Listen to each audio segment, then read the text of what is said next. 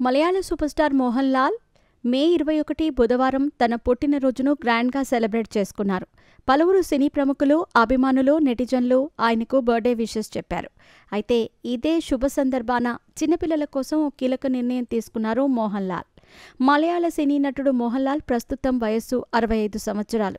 అయితే ఆయన వయస్సు పెరుగుతున్న కొద్దీ సినిమాల్లో ఇంకా యాక్టివ్గా మారుతున్నారు. కుర్ర హీరోలకు పోటీగా బ్యాక్ టు బ్యాక్ హిట్స్ కొడుతున్నారు. గత 8 నెలల్లో మోహన్ లాల్ నటించిన 4 సినిమాలు విడుదలయ్యాయి. వాటిలో 3 బ్లాక్ బస్టర్లు కాగా ఒకటి సూపర్ హిట్. కాగా పుట్టినరోజు సందర్భంగా బుధవారం 2 కీలక నిర్ణయాలు తీసుకున్నారు మోహన్ లాల్. మన విశ్వశాంతి ఫౌండేషన్ ద్వారా 2 గొప్ప కార్యక్రమాలను ప్రకటించారు.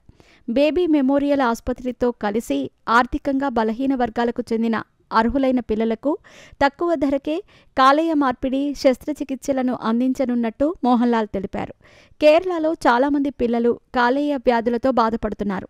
వారికి కాలేయ మార్పిడి అవసరం. అలాంటి కుటుంబాలకు సహాయం చేయటమే నా లక్ష్యం అంటూ మోహన్ లాల్ చెప్పుకొచ్చారు.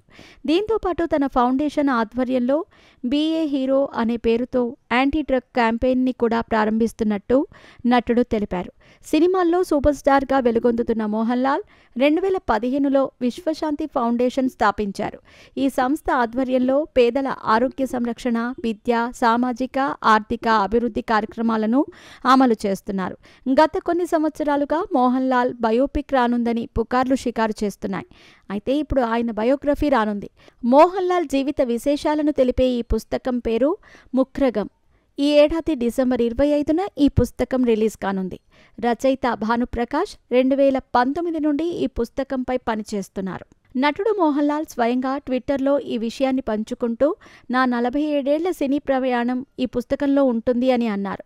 ఈ పుస్తకం 1000 పేజీలు ఉంటాయని, తన జీవితంలోని ప్రతి అంశం ఇందులో ఉంటుందని మోహన్ లాల్ పేర్కొన్నారు. ఈ పుస్తకానికి ప్రఖ్యాత రచయిత వాసుదేవ నాయర్ ముందుమాట రాస్తారని కూడా నటుడు తెలిపారు.